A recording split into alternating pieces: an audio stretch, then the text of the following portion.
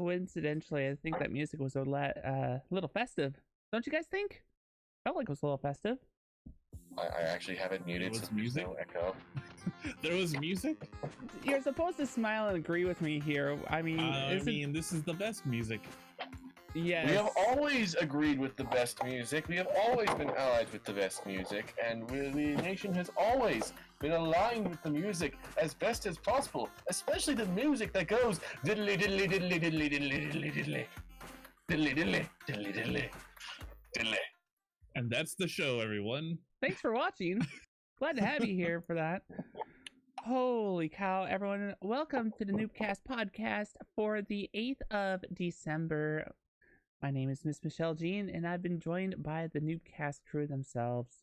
So if we may, do we just want to do the round table of what we've been playing and just kind of jump into what we do? That sounds like the thing to do. Yeah. Cool. So let's start with I know someone's got a lot to say, so I'm going to start with you, Hippo Nanny Moose. Welcome back. I have a lot to say? No. Someone else has a lot to say, which is why I'm starting with you. Oh. Yeah, Hi. no, okay. Welcome to the show. I don't know what I have. What? Let's take it easy to start with. Oh my gosh. I agree with her. That's probably a safe plan. It's been a little while since I've been on the podcast. It's been about almost 2 months. Oh, 1 month. You were here for Greece. True. I guess we didn't do it. I know there was a podcast skipped somewhere. There was a podcast that was skipped 2 weeks ago because I was in Toronto. Right, that's it. That's right. Yep. So yeah, I haven't played a lot, but I have played some really good games, guys. Ooh, yes, please do tell us what have you been playing? The new Stardew Valley patch came out, and we've been going hard on that game for a while. Aside from the fact that my internet is absolute garbage, there's a tech coming out on Monday because I can't stream. So when I could stream, we played a lot of Stardew Valley, and it has been nothing but fun. I started my channel with that game, and I didn't touch it. I played probably 50, 60 hours of Stardew on my stream when I first started, and then I couldn't touch it ever again. Which is ridiculous because that game has so much potential and so many hours that you could put into it, but I got bored of it. Sure. And then I played like a new game literally every stream. It was a very expensive year. But we've been playing a lot of Stardew Valley, and it's a lot of fun. The new map is really cool. I saw a little bit of it. Like you can like dress up now. Yeah. You can play dress up with your character. So I've been lurking in your channel quite a bit, watching some of that, and your farm layout and how elaborate it looks now is very impressive. It's almost like you play sim management. Yeah. It's like you play sim management games or something. Just 100% clarity here. I don't organize anything on my farm. That's all Sammy or Kaiju's and chat. That's all Sammy. He's done everything. If it wasn't for Sammy, I would have like things just over here and kind of over here and maybe like far over on the other side of the farm. No ideas of like organization. There's zero organization. My brain is not that kind of brain. Sure. So thank you. I appreciate the compliment, but that is not for me to take. I see. So really I should just be complimenting Sammy per the usual? Yes. You should say, Sammy, what a wonderful farm that you have. Not Hippo.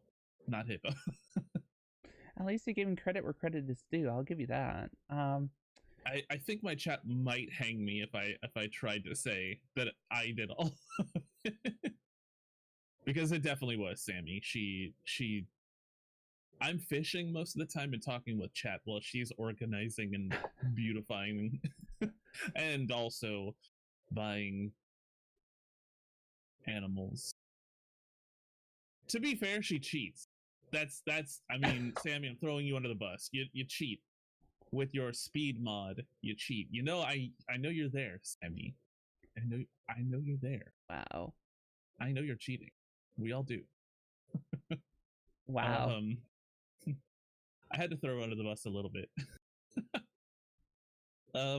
Let's see. Oh, I did a 15-hour stream of Death Stranding. Holy cow, you guys. What a game. So, yeah, talk What a a little game. bit about that, because there have been some really interesting reviews that have come in about Death Stranding. Yeah, so my only really big complaint with Death Stranding is there's a lot of exposition. They always want to... Exactly. No. So I get it. Like, I've played Kojima games before. I get it. But it's, in Fallout 4, where they're like, Preston is like, there's another settlement that needs your help. And you're like, yes, okay, go on. Mm-hmm. It's like that, but ramped up times 10. You'll be just stomping around like the wilderness, walking up a hill, like crawling up a rope, like a rock, like the rock face, up a rope, like huh, huh, huh, and then they're like, Sam, hey Sam, good job Sam. Sam, did you know that this has implications far greater than what you originally thought? And you're like, can you hold on a minute? I'm on the side of a freaking cliff. Give me a minute. Give me like 2 minutes. Let me crawl up this first. Mm-hmm. It's a constant, hey, Sam, and you're like, oh God, stop talking. That is my biggest pet peeve with that game, is that they just constantly talk to you to the point where you don't even want to hear their voice anymore. Interesting. But the rest of the game is fantastic. I enjoy that game so much. So that was Thanksgiving. I saw you play that a little bit, and Yes. the morning after Thanksgiving. Yeah. So it was originally supposed to be a 12-hour stream, but it was our finale for Movember, our Movember charity, and we hit our goal. And so I promised chat I would go longer than 12 hours, and then I did 15 hours and really regretted it. I remember why I don't do long stream, like long it takes streams. It out of you. I mean, like marathon streams. I enjoy 12 hours, but anything above that is kind of pushing it for me. Sure. Well, it takes a lot out of you. Absolutely. I totally understand that. It took me about 2 days to recover from that.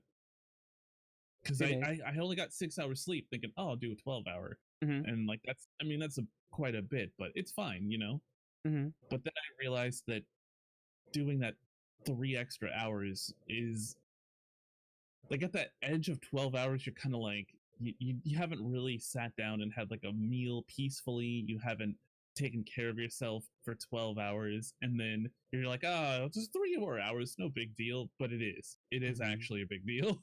Mm-hmm. But Death Stranding, I find the maps very interesting and beautiful. It very much reminds me of, if you ever watched Alien Prometheus, at the very beginning when the engineer is like on Earth and he's like seeding the planet.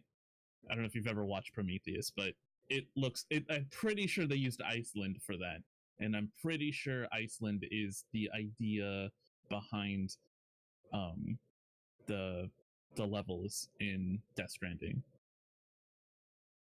It's very. I really like a lot of persons to Iceland, actually, in regards to Death Stranding. A lot of people have been saying very similar deal going on there.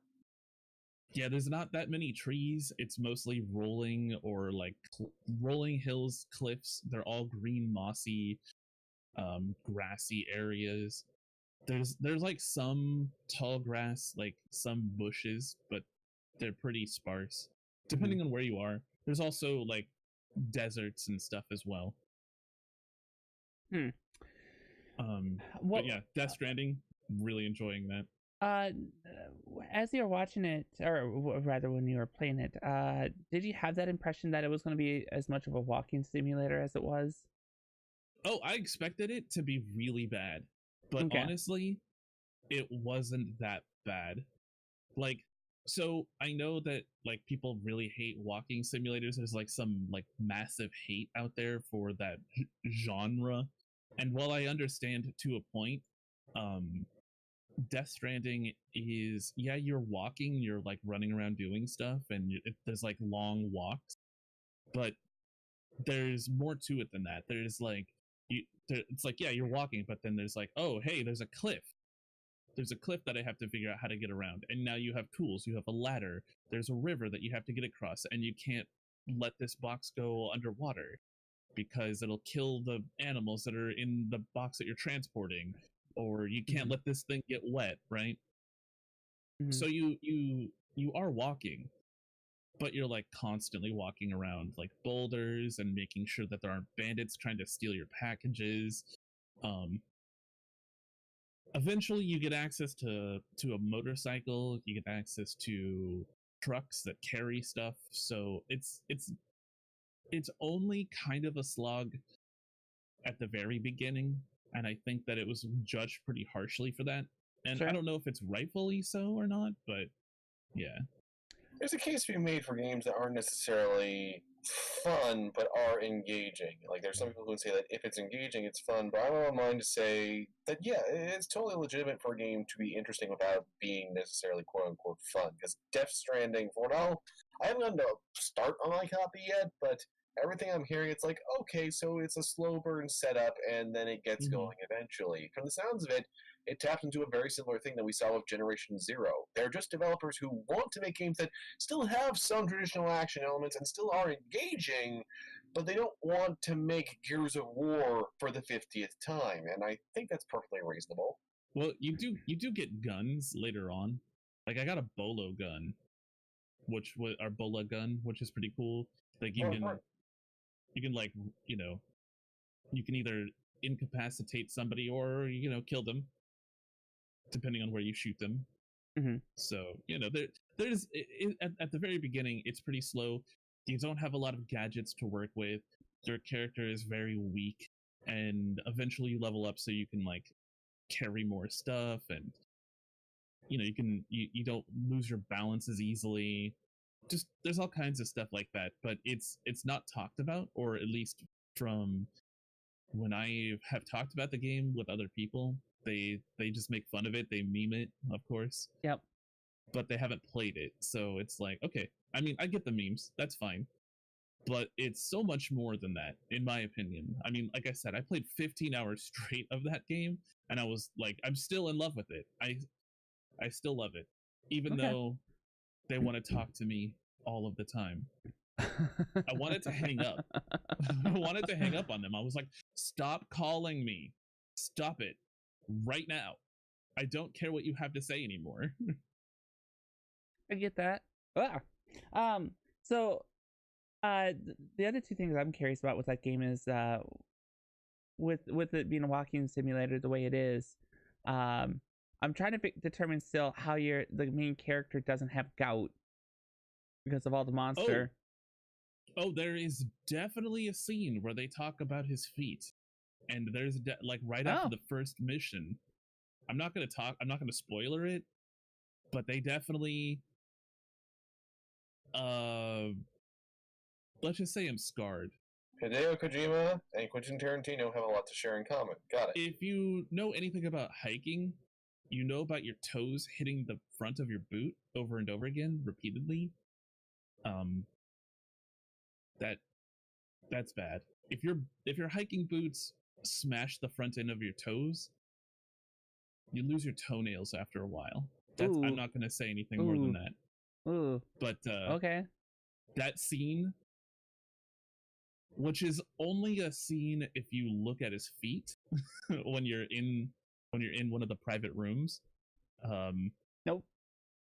Yeah. That does not. Nope. Yeah, they definitely cover that. I'll just leave it at that. So you're just gonna say they absolutely nailed making it uncomfortable. Both feet too. So not gout though. Okay. No, not gout. No. I was getting into all the monster energy drinks that he seems to drink. Yeah. Okay. So, all right, that's actually something that I've talked about even on stream when we were playing it. So I understand that people like don't like the painful product placement Mm-hmm. because it doesn't really fit the situation, and I get that. It doesn't really fit the world. There's like all this like futuristic, weird, like cyber tech kind of stuff going on where people are like 3D printing tools and really useful items and stuff like that. And then you have Monster energy drink, cans of Monster, and you're like, what? I mean, thought the okay. explanation was that that was one of the few factories that was automated and it was just still running. Is that what it is? I didn't find any lore in that. Okay. So, in the 15 hours that I played, I didn't find any lore in that. But there probably is some kind of lore out there about it. But his canteen, when you fill it up with water out of a river, also turns to Monster energy drink. So it's a little So the best part about that though is that it gives you a stamina boost every time you drink it. So you're like, okay, it's ridiculous, but you know, it's Kojima. Kojima's humor is it's like a 15-year-old boy, okay? That's okay, yeah. Like it's funny. But also, I mean, Monster, they helped make the game. They funded him. So while like it's kind of annoying, they're making fun of it, you know? So I'm okay with that. I get it. I would rather have a good game with one stupid product placement that like Kojima makes fun of and have the game and enjoy it. It's because it's such a small portion of the game. It's literally like likes them, doesn't he? I mean, like, didn't Peace Walker also have like a crap ton of product placement? Possibly. I never played Peace Walker, unfortunately. But in this instance, in this game specifically, you don't have to drink it, but it helps your character like carry stuff, and it's really not that beneficial. It's like a 10% stamina increase or whatever. It's not that big of a deal, but it's helpful. It is definitely helpful, and it is pretty silly though. It is silly, but I do enjoy the game, and like I said, most of the time you're not really in your private quarters. You're out walking around, exploring the map, fighting bandits and BTs. Okay. I realize this isn't exactly fully our format, but you know, it's just the three of us here, so I'm going off a little bit. But Death Stranding has been in the news for other reasons too, because there's some disappointment around the fact that it's not up for any VGA nominations this year. Really? I didn't hear that, but I think I definitely could. I don't understand why they didn't do that, because that game is really good. So please do share. The answer that was given by the organization that does the VGAs is that the published date was after nominations could be selected. Okay. But people are still upset about where are the nominations. Yeah. Well, I mean, okay. I mean, that's fine. It's not like the end of the world. Like the game is still really good. So it's just the VGAs. Does it really matter? I don't think so. I mean, I'm just thinking about all the times the internet has mocked the VGAs, and this is the time we're going to worry about what the VGAs think. To be honest, it's Kojima. Red Dead Redemption 2. It's Kojima. Like, you don't need awards. No doubt that they'll definitely, you know. Oh yeah. They'll get awards, but yeah.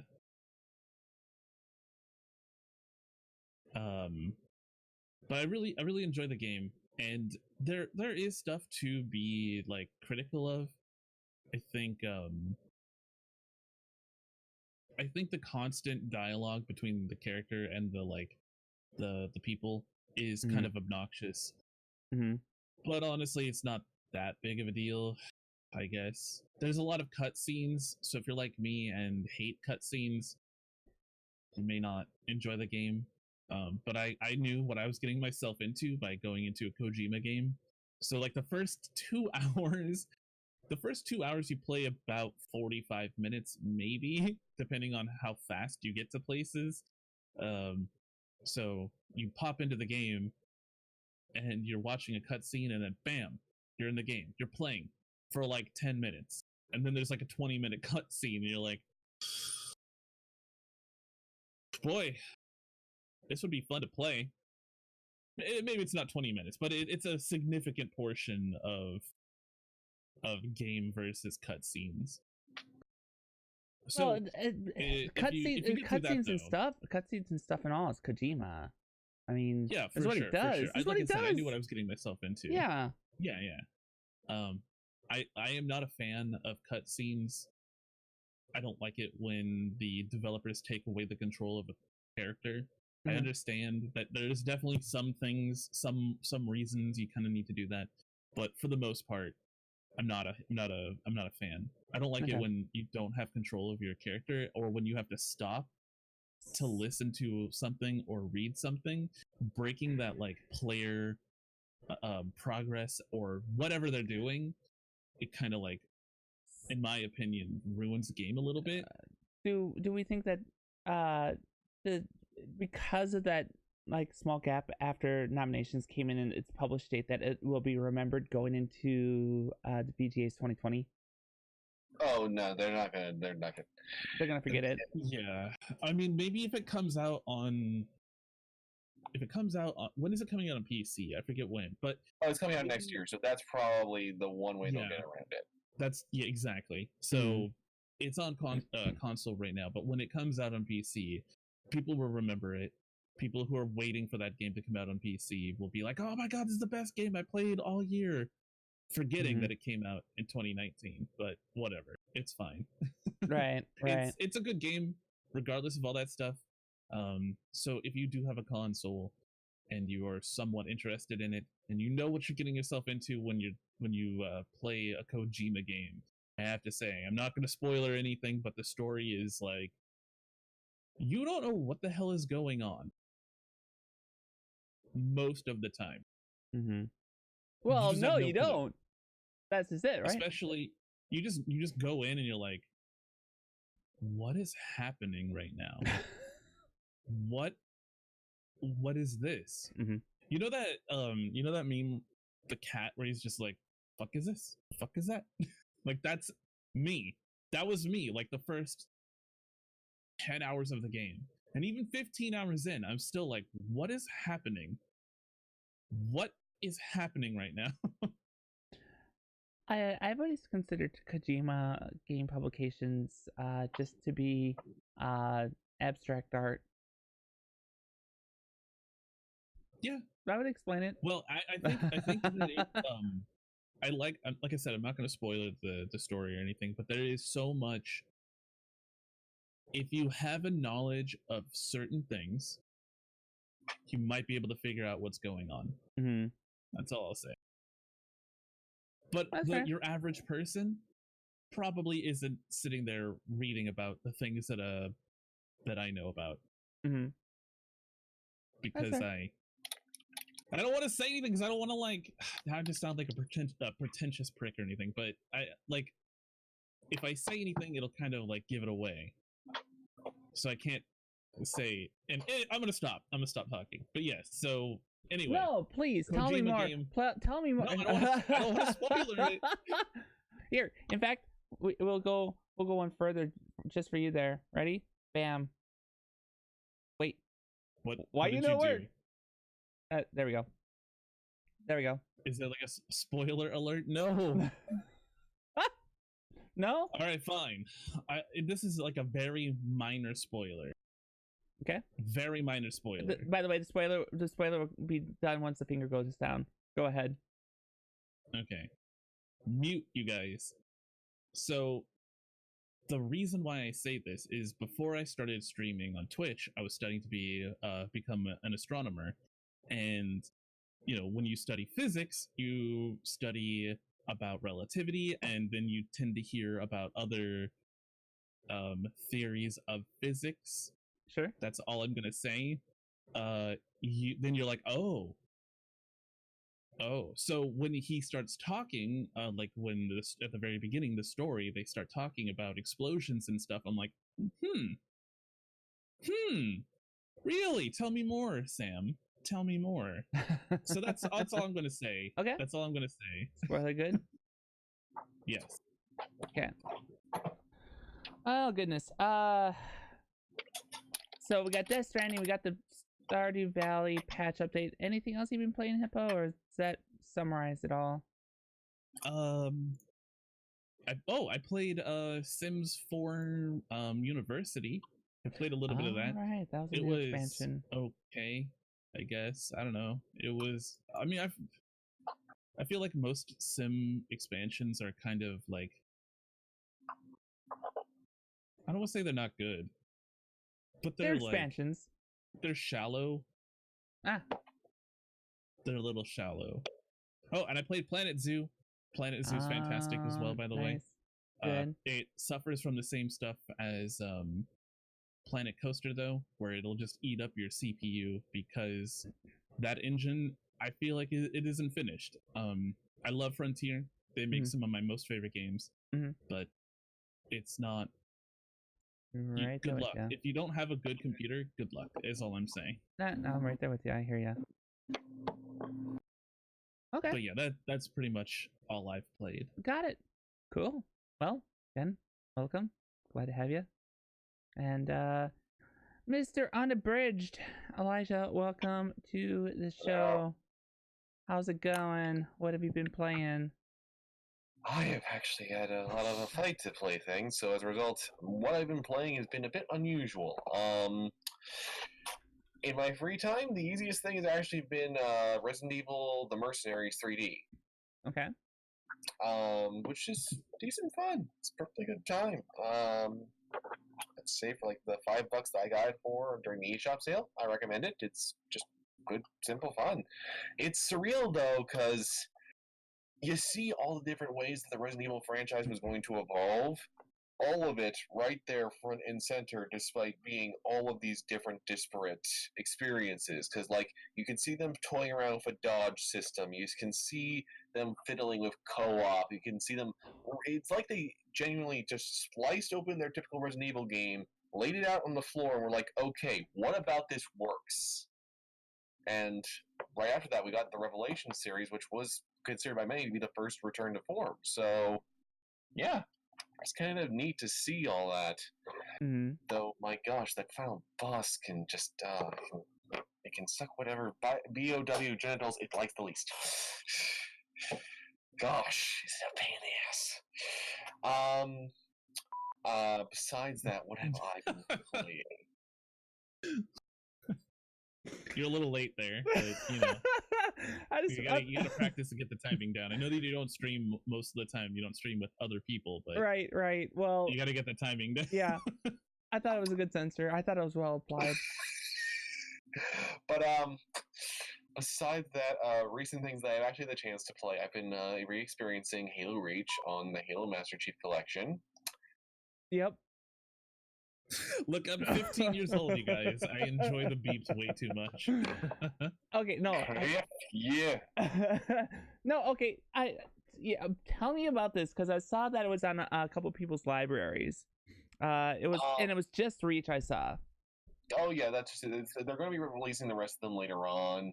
Confusingly, despite them being told by multiple people, no, really, we would like split screen. Can we please do split screen? For some reason, they still haven't added that yet, but there is online co-op. Launch day, you couldn't find anyone in matchmaking, but now it's very easy to find a match. The weirdest thing about this game, there are actually three very specific weird things. One, back when Halo first came to PC, you just hit Z twice to go full zoom down a sniper rifle. Now, for some reason, there's two different buttons for zooming. You have to hold one for regular aiming down sights, and there's a second one for going further zoom, which is just clunky and weird. It feels like something out of a Metal Gear game. Hold on. Let me ask you this. What is the default mapping for that? The default mapping is right mouse button and Z. They actually made, because understand, in previous Halo games, right mouse button was for grenades. So it's really weird that they suddenly made right mouse button be for aim down sights. I have an explanation for that, I bet. Because that's standard FPS on PC. No, that was quickly rebound. That was quickly rebound because Halo is not a standard FPS. It's an arena shooter that has some modern shooter abilities.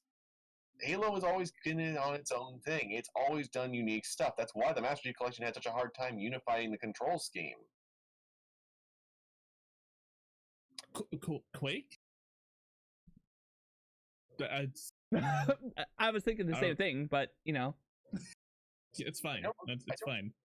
This is fine, everyone. It's having fine. aim down sights. So anyway, that was one of the weird things. The other is there's a lot of audio tearing.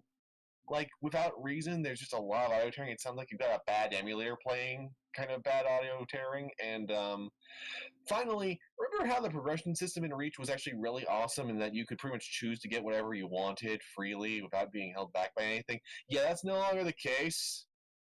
Now there are seasons where you have to be playing the multiplayer specifically, and currently all you can earn is helmets right now. Yeah. I look forward to the season of pants, or shoes, or shoulder pads. Yeah, I don't know what to say. Otherwise, it's like, yeah, it's Reach on PC. It's ridiculous we had to wait this freaking long to get Halo on PC again because it just works that well otherwise. But yeah, it's Reach on PC. It's Reach on PC. Besides that, things that I actually had the chance to play. I tried to play Devil's Hunt, but it crashed repeatedly. I have 2 hours of playtime on. Yeah, Devil's Hunt. It's essentially, hey, what if Jean-Claude Van Damme started a Devil May Cry game that had more stuttering than most early access games? Oh. And confusingly, this game is sold on its story, despite the story feeling like an afterthought because it's based on a novel. Well, yeah, Amazon self-publishing. Anyone can say, it's based on my novel. So, that was a thing. I got to play. You tried to play this? Yeah, I tried to play Devil's Hunt. That's it. I have tried repeatedly, and there's been updates. Oh, apparently there's a new. Wait, what the hell? I'm literally just opening up Steam to look through to see what I recently played. And I'm looking at Devil's Hunt. It's like they just dropped. Understand? In October 31st, they dropped update 1.03. Dead silence with the developers. 4 days ago, they dropped update 1.05. There never even was a 4. There never even was a 4th update. It just never happened.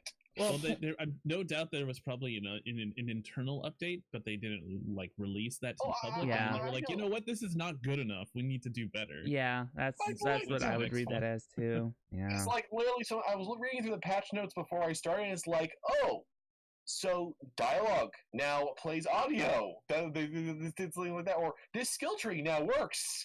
It's like, oh dear. So that didn't happen. On the happier note, Hidden Object Guru and I got to play a bit of Battleborn, which is fortunate. We're going to try and actually go through the whole campaign because it's going to get shut down because... Okay, yeah, I thought Battleborn had already been shut down. No, we've got till January 2021, and then one of my favorite games of all time becomes completely unplayable. But until then, I am getting every ounce I can out of it. That's, I feel like... And I know that they probably couldn't do this just because of licensing and copyright and all that bullshit, but I feel like if a game is shutting down, they should release those files to modders and the public, so that way the game can live on. It's an Amazon server. That's the problem. If it wasn't an Amazon server, it would be a lot easier, but Amazon's never going to do it. They're never going to open up. Yeah, of course. Well, I mean, it's their IP. Even if it's dead, they don't want anyone else taking it. So yeah, that's more or less what I suspect it's related to. Not necessarily Amazon. I think AWS is probably just the service provider in this case. Oh no! By the way, see the totally random, off-topic thing. Discord. Thank you for being back right now, but please stop going down. It's not even Discord's fault, but right now it's Google I/O. Yeah. Yep. It's been down a lot for the past 24 hours. Fun fact: I was on a podcast yesterday that was interrupted for about 25 minutes because of Discord going down like that. Yep. Had to reinstall Skype. That was fun. Oh my god. That was fun. I feel like if their servers were hosted on Amazon, it probably wouldn't have gone down. But even Twitter was having problems too. So I don't know. Wait, Twitter was too? I didn't realize Twitter was having problems. Yeah. I'm pretty sure Twitter is on a different cloud hosting or a different host, but they were also having issues. But just to clarify here, I don't. It's less about IP control and literally because the game's innards, in the case of Battleborn, are built on Amazon. Like the entire loot system and everything else is built around that. So like, there was a suspicion is 2K trying to shut this down or whatever, and it's like, no, it's not nothing to do with that. It's just that they built it so much around being an always online game that it got screwed over like that. It's kind of surreal to think that Anthem is going to keep going while Battleborn isn't. That's really, really different. Hold on 1 second.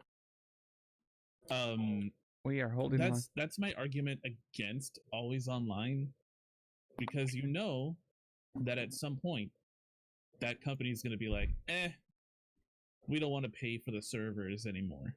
And it's like, what about the people who actually enjoy playing your game? I understand that always online is like the answer to piracy. Yep. But I feel like if you're inconveniencing people who actually give you money, maybe you're doing it wrong. Just my 2 cents. For me at this point, it's just, I'm viewing it as trying to get out what I can, just like some people do with their MMOs. I'm going to write it out and have fun with it, because it's not like I got another shooter that's got D&D in it. So Battleborn is like an arena PvP game, right? Actually, it's a couple different things at once. The single-player campaign is kind of like, imagine an MMO and its raids. Now strip out all the grinding before the MMO raid. Every single mission culminates in a big, unique boss fight. You earn levels as you're playing through, and it just gets right to the point, so it's very immediate, it's very gratifying. You can constantly try new character builds every time you go through it, and you earn loot that you can apply to a loadout that you can bring into PvP. Okay. So, I mean, it sounds like and I've never played it personally, but it looks like a really cool game.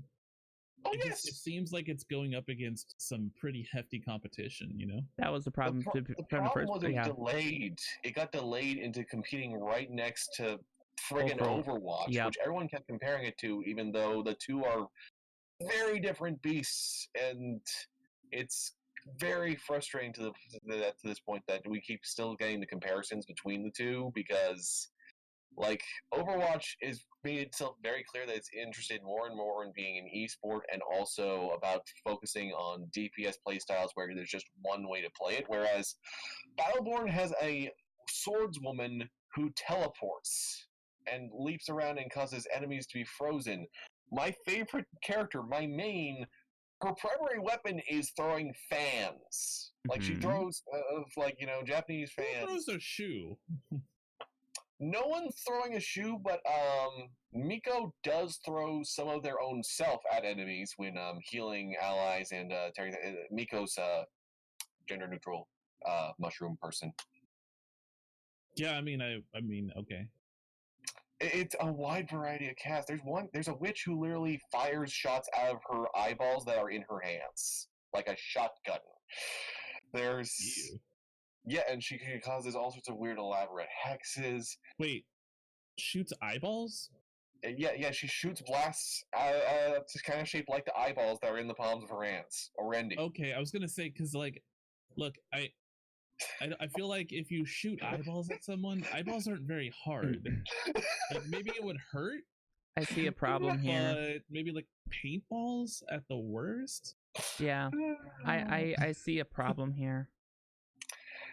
But just it was really well done, and they had multiple audio tracks. You know how usually when we're playing a single player or a cooperative campaign, you hear the same audio at the same time. In Battleborn's case, you got sometimes upwards of 5 different audio tracks for each mission, so you'd have new jokes, new twists. The DLC missions even actually added new side objectives so that every single time you're playing, it was something different. So, like, it's a real shame that made the game go free to play. They only put the PvP element out as free. That's like what I think truly killed it. By not letting anybody play the freaking campaign, that's what really screwed it over. So it pulled a Fortnite. Got it. Yeah. But like a reverse Fortnite? Yeah, Because yeah. I'd Fortnite say originally, when it came out, it was like, give me like $40 to play our game, and then they came out with the PvP, and they're like, it's free, and everyone who paid for the game were like, what? Not just Yeah. that, every way they could, they made it so that you still need it. Like, there's bot matches. There's actually really brilliant bots. They can give you a real test, a challenge. You could not use them in the free-to-play version. It's like, every way possible, you have made it difficult for people to get on board with this game. What are you thinking, 2K? So, yeah. It sounds just like bad marketing, like a consistent trend of bad marketing. Yeah, it really, really is. And it just buggers me That off. sucks. It is, but regardless, besides that, I haven't gotten to play a ton much, but I have been able to touch a bit on PS4. I played Uncharted 4 to completion. It was about on level with Golden Abyss, so that means... I'm just waiting for this is a bad game, no one should play it. No, it's like out of all the Uncharted games, Uncharted 4 is probably the most that feels like it actually wants to be a game. So, I mean, kudos to that. But it doesn't kind of surprise me because Neil Druckmann took over and he's been producing the most game-like game from Naughty Dog in a while. So, yay! It actually had moments that were dynamic. The bit where you're riding along, just hooked onto the back of a truck, rolling through the mud and having to dynamically respond to all that, and the car chase beforehand, it's like, hey, this is a set piece, but I have agency. This is actually good design. This isn't just rainbow-colored QTEs that are just hidden conveniently. So, yeah, that was actually decent. I'm very curious to try the Lost Legacy because I'm told that that's even better. Like, apparently it has one of the most open-ended maps where there's tons of optional tombs and everything to explore, and like, it might actually be a Tomb Raider game in disguise, which would be pretty neat. Yeah, I always found like similarities between, like, I haven't played an Uncharted game, but I feel very much like those two are very similar. Yeah, you know? I've always had that impression and feel too. Depends what generation of Tomb Raider you're comparing the Uncharted games to. Because even the reboot, like for all its action and high pacedness that it had its QTEs that existed within the game. So. Yeah. I did play the reboot of Tomb Raider, which was fantastic. I really enjoyed it. Okay. I don't look. We all know that you love the not so good games. Okay, it's all right. The we eclectic. love you anyway. We called it eclectic. Remember? Yeah, eclectic. Yeah, let's go with that. Here's the fun thing. I liked Rise of the Tomb Raider. Tomb Raider 2013 was a mess of different things trying to figure out what it was. Rise of the Tomb Raider was when they finally figured it out, except for the storytelling. The storytelling went off the cliff. But yeah, nah, like Tomb Raider Anniversary, you put that next to Uncharted, no. One respects you to be an intelligent human being, the other literally hands you the answers in your journal, which is something that I bring up because Uncharted 4 doesn't do that. They actually use your journal for a few clever puzzle sequences. They have it so that it's an integrated element. You have to solve things in the journal instead of it just being like, okay, here's the answer. Let's get back to the shooting. So that's good. Like, it feels like you're actually being an adventurer. That's something that I feel like adventure games in general have kind of struggled with recently is either they strip out all the puzzles or they make them so simple that there's not that much to engage with. And that's not what I'm here to do. Like, I'm not demanding Myst, but if you're going to make me feel like Indiana Jones did more than just punch the Nazis. He also was smarter than the Nazis. He figured other things out. He did things besides that. So, yeah, that's really nice to see. Although that whole bell tower thing was just bonkers. That I don't understand what was going on there. Trust me, you don't want to know. It got weird. It got so bloody weird. Let's put it this way. Lots of big metal gears, and not the fun kind. Okay. But besides that, there's one that I know everyone is just looming and waiting for me to start talking about. I can tell from the stares that everyone's waiting. Yeah. We know. Jedi Fallen Order. I heard it was a good game. That exists. I heard it was a good game.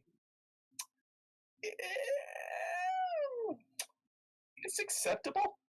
It is. I feel acceptable in some regards. The storytelling is really yikes. The bit where a casual genocide happens, I still am kind of just going, "Wait, what?" And yeah, there's a lot there that I feel that they need to refine. There's a lot of things that I firmly believe that when a sequel comes around, they'll work out some of the issues. The main protagonist is barely a character, and most of the cast struggle. The main antagonist is actually more sympathetic and likable. The platforming takes away your health when you fail at it, but the hit detection for the platforming is so spotty and all over the place that it constantly is screwing you over. When I was having to binge through it for review, the launch build was so glitchy that one time I landed on the ground and fell through the floor. You go on. The combat, while decent in concept, wild animals are more deadly than Sith Lords at this point, which is really confusing to have that happen. Hold, rewind, stop, pause.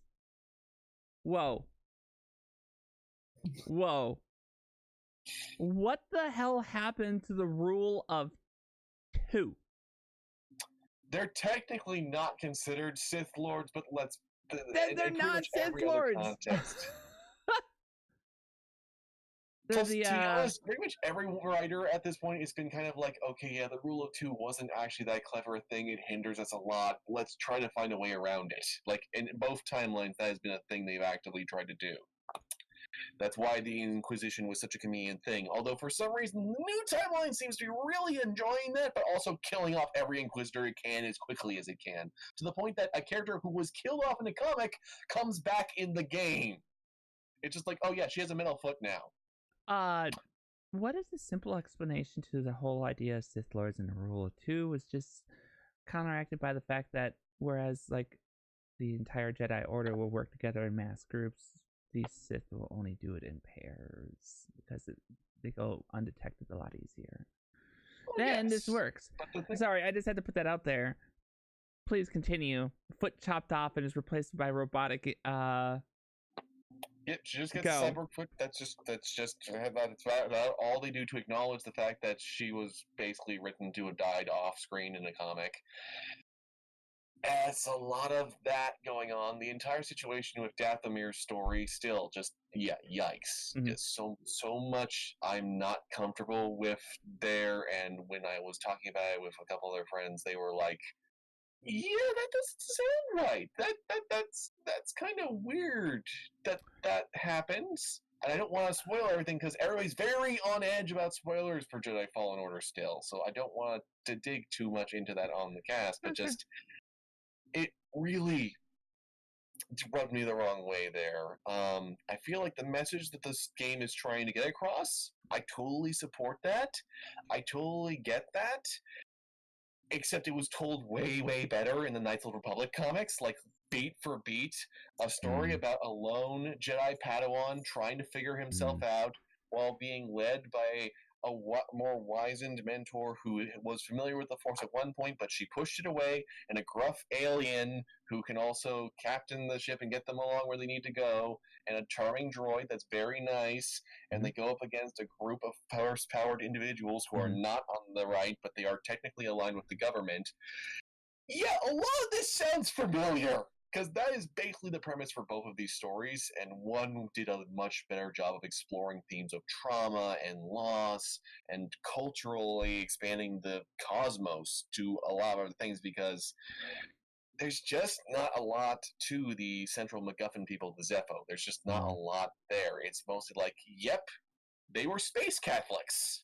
Because every generic religion in things just goes back to Catholicism at this point. Except they didn't have one pope, they had multiple. And they all sucked in individual ways. And as far as the combat and being Souls-like, I love the countering system. I love that the parrying system is there. a lot of the times it feels like the game is struggling to stay focused on that, though. Like, Sure. the combat encounters don't really remind me of the clever design of a Souls-like. They more feel like they just kind of plop some stormtroopers down at various points and otherwise set up an animal to ambush you because, well, we don't want the player making too much progress just yet. It's actually kind of like the problem that happened with Dark Souls 2, where they misunderstood a learning curve and instead took it to mean, oh, so being a dick to the player, that's a really good thing to do. And that leads to a lot of scenarios where it's just, for some reason, every planet in Jedi Fallen Order has tons of canyons everywhere. Like, there is just no solid ground wherever you go, so it becomes incredibly easy to just force push everyone off of a bunch of cliff sides. A lot of the time, it's just more convenient to do that. Are you going to tell me that's not satisfying to some degree, though? Just like, it's satisfying the first 5 times. By the 25th time, it's just kind of like, okay, and I'm going to barely get any experience points for this, and now we're moving. And the progression system, too. It's a weird progression system in that the most critical abilities you're just going to earn on the critical path no matter what, and most of the secondary abilities are either just stat boosting or they're like, okay, here's something of a new move that you might use, but also not. And weirdly, a lot of the abilities and upgrades they come up with kind of seem to be ripped from the Batman Arkham games, of anything, which is weird because that's not the style of combat they were going for. It's very contradictory in how they tried to design all that. And they try to also go for multiple stances for your lightsaber, which once again, really great idea. But it resulted in me mostly using, and this is one gameplay spoiler I am going to give, you can get a double-bladed saber. And I loved it. It was really awesome, but it also seemed to break so many enemies' guards so easily that it was like, why would I ever use the single blade again? Like, I understand that there's benefits to using that in a more finesse way, but you're not making me feel like I need to do that. That kind of alarmed me as well. That was a really weird thing to see. And just at the end of the day, it was like, there are moments of true joy that I experienced with the game. That's why I said in my review, there are moments where I can see the game, that people who are saying they're loving it, I'm seeing it there, but it's not there that consistently for me. There's a lot of moments where it's just been frustrating, and oh my gosh, the platforming. Respawn, you mean Titanfall? How did you mess this up this badly? Like, backtracking and everything is just tedious. My lightsaber for a fast travel system. Just let me go back to the one thing that I need to go back to so that I can grab the useless cosmetic. And why are there so many ponchos as cosmetics? I know that's a weird thing to bring up, but you get a lot of ponchos. Like, a ridiculous amount of ponchos. There's something like 30 that you can get, some ridiculous amount. Yeah, whereas regular actual outfits that Cal can wear that you'll actually use, there's like 5 of them. There's like 5 actual outfits that you will wear. It is, and they're all just reskins anyway, so it's, I'm so confused. And that's the other thing, the Metroidvania, the whole point of going back, they, instead of actually being clever about it and making it be like, that's how you gain more force and more health, which I would have totally understood, and you occasionally get that, instead it's mostly for cosmetics like Batman Arkham Blackgate. Never copy Batman Arkham Blackgate for your Metroidvania design. So there's not a ton of reason to go exploring. There's not much that feels deep in the combat system, and the story, without going into spoilers, simply put, it's been done better, and it's not really conveying a great message. And at the end of the day, everything that happened didn't need to. Especially because the MacGuffin that they're searching for was in another story by Disney. Less than 5 years ago, they had this as a MacGuffin, and when Vader found it, he destroyed it. So, no matter if the Empire had gotten this MacGuffin here or not, it still wouldn't have mattered. He still would have stopped it. So it's kind of like, okay. So for the past 26 hours, I just killed a lot of people, some of which weren't even the Empire. And, I feel great about it! I'm Cal Kestis. See you next time. So that's why I'm very indifferent to the game. That's why I'm not super high, because, like, it's not that it can't be fun at times, but just I feel like this has been done better, and I feel like Respawn weren't really certain about where they wanted to actually take everything. I feel like this is one of those games, just like Tomb Raider 2013, where a sequel was necessary to actually make it come together.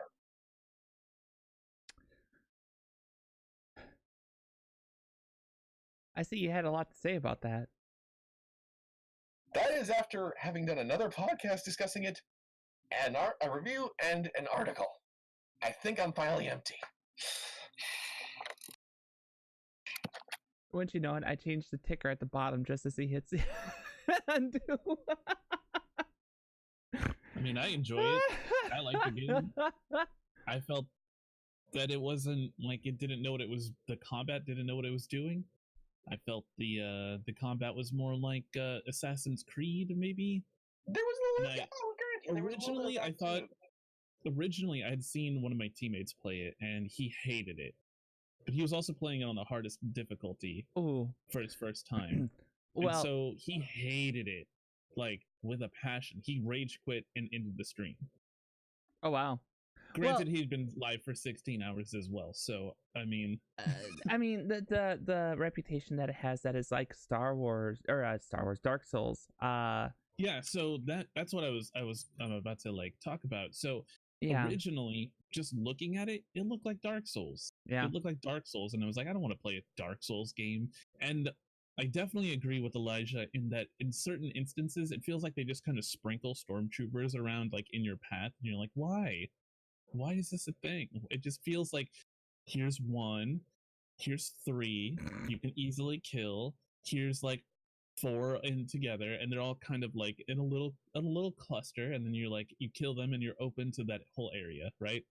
Oh, actually, I'm sorry, I don't mean to cut you off. You just remind me. There's one other thing I want to say. I firmly believe at least one planet was cut. There's such a sense that things were cut because there's scenes from the trailers that never made it into the game, and also there's a planet they didn't really talk about. They show off briefly in one of the trailers, and it's basically blink and you miss it. Like, it's there, but it feels like it's more there for the sake of, yes, we included that planet. Mm-hmm. And there's barely anything we did with it, but it's there. It's there. Sorry, continue. It's there, guys. Okay. I mean, that's fine. Maybe there'll be some DLC that puts it in. I don't know. And I'm not against the DLC for that game. But I thought it was like a Souls-like ripoff. And I was like, but then I played it, and the combat doesn't even feel like Souls at all. Like, maybe for the bosses, it's a little bit, but even then I would say it's more like, God of War, I guess, would be more, more accurate. It is like a little Souls-like, because you have to dodge and stuff, but you can, for like the normal mobs that you'd encounter, generally speaking, it's more like Assassin's Creed. You can essentially parry everything if you really wanted to. And in fact, you kind of need to kill certain things. You definitely need to parry. Mm-hmm. I found it to be more like a Star Wars Tomb Raider kind of game. And I know that, Elijah, I can't see you, but I can feel you cringing. No, actually, that's the comparison I gave, is that it felt like they were trying to copy the Tomb Raider games. Yeah, because it definitely felt more like it. Yeah. So originally, when you look at it, when someone is streaming it, you're like, oh, that's like a Souls-like. That's like a straight up copy or whatever, right? Sure. But then when you play it, you're like, oh, this doesn't play anything like a Dark Souls game at all. This is actually nice. I was surprised. And while the storytelling is like, I wasn't in it for the storytelling. I was in it for hitting things with a lightsaber. Okay. That's fair. But yeah, no, it does. It like the so far, at least how far I've gotten in, about like 10 hours. And it doesn't feel like the cutscenes last too long. It doesn't feel like it doesn't feel like everything is forced on you. You can go explore whatever planet you want. I said, ching. But it wasn't forced on you. Oh my god! Yes, you can go. Congratulations, you're the one making the puns now. You can leave whenever you want. It's all the countering what Elijah said. then there's no point in exploring. There is, because there's, I mean, I guess if you don't care about cosmetics or possibly lore, you want to, if you're like me, I want to go see what's on the map. What? There's a thing I can go through and I don't know what it is. Let's go there. What's there? So for me, I'm more about the exploration, and I don't care so much about the story. The story is interesting to an extent, but it's, I mean, I didn't go into it for the story, so maybe that's why I don't hate it. Maybe that's why I'm giving it more of like a little bit less critique on that. I just want something interesting. This is my problem with a lot of modern Star Wars right now, is just, it feels like, save for, in some aspects, Rogue One, The Last Jedi, and the Dr. Aphra comics, there's not much trying to do anything interesting with the setting. It just kind of feels like, here is your new Star Wars thing. Here it is. Okay, we're good. I like the setting. Oh, I love the setting too. That's why I want them to do something interesting with it. They could have done more with it, I guess, but I mean, let me just put it this way, without going deep into lore. It's not like KOTOR, okay? They didn't like. No, I'm not asking for KOTOR. That's just it. I'm just saying, like, the idea of going to different planets. Imagine if every one of those tombs that you'd gone to was actually like fully built around the Force ability that you were using, instead of just the one on Zepho really feeling like it was built around your ability. Imagine if all of them really built that, and that actually related to Cal's flashbacks. What if the flashbacks happened in the middle of the tombs? What if there was actually, like, his mind was blurring the two instead of just having them happen spontaneously separate from everything else?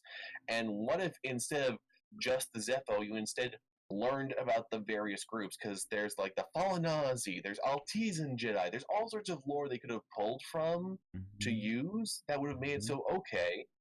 So we can explore all these different Jedi factions and talk about all these different Force users, and maybe then come away with the same conclusion that the game does have, that, okay, maybe the Jedi Order isn't what the galaxy needs right now, but they could have come up with it with a much more profound way than just, well, this one other religion also had issues and ended up going out, so there's no real reason to care. There's ways they could have made it that would have been more satisfying and allowed for more potential for unique things. Plus, you could have had more unique enemies. You could have had more distinct stuff to engage with. I have no need for it to become a lecture, a TED Talk on Wikipedia. I just want it to, actually feel like it's going to try and flex its muscles. Offer something for everyone that's distinct and unique. Sure. I think that we're also judging a finished product and not, how do I say this? Maybe they did have ideas or whatever, but it was cut because of time or whatever. I mean, the critique may stand, but maybe there were extenuating circumstances that we're not privy to, or maybe they were like, you, Elijah, are not the target audience of the story. I don't know. Maybe. Just saying. Maybe they were going for a wider demographic, so somebody who doesn't understand anything about the Star Wars lore or anything like that can jump into it and be like, oh, okay, well, so maybe there's like an introduction to Star Wars for them. Okay, except a lot of Star Wars games have always been that. Like, a lot of the ones that have included stuff have done that. Republic Commando, there are people who that's their only experience with the Republic clone side of things for the Clone Wars. That was their thing. Or in some cases, there's some people who Knights of the Republic is how they ever experienced Star Wars whatsoever. They never even watched the movies. They just play it because they wanted a good RPG. So, like, that's never been a problem in the past. If anything, the only game I can think of where it really was an issue of if you didn't know the movies, you were really clueless, was actually Battlefront 2's campaign, because that one is basically like, you've seen the original trilogy, right? Because otherwise you're not going to know half of these characters. Have fun. So, like, I understand what you're saying, and I'm totally fine with onboarding people, and that's actually part of why I say they could have used that stuff, because no one else is going to be coming in with the baggage of knowing what they were like in the old timeline. they could have done whatever they wanted with them. They have that freedom. And that's kind of why I like Rogue One, because Rogue One you can watch as its own movie. It's completely standalone. It used a lot of old concepts and it made it kick ass, at least in some scenes. We're not talking about Borgullet. Well, again, I think the more likely scenario is that they didn't want to like bog down the story with people who are probably not that old, you know? So maybe I still think that a lot of media companies and stuff believe that, you know, anyone who is like below the age of 40 can't handle more than like 10 minutes at a time to watch a video, right? That's why YouTube, like, everyone's videos are 10 minutes long, because they think that, oh, it's just a snippet, it's fine. You know, if they want to watch more, release more later. Mhm. And I'm more of like a long form person, but I mean, also I understand that I'm older, so maybe they are just catering to that like not small, very large demographic of kids who are like 15 to like 20, like the people who can't sit still or whatever. I don't know. I literally don't know, but I am trying to like give them the benefit of the doubt here.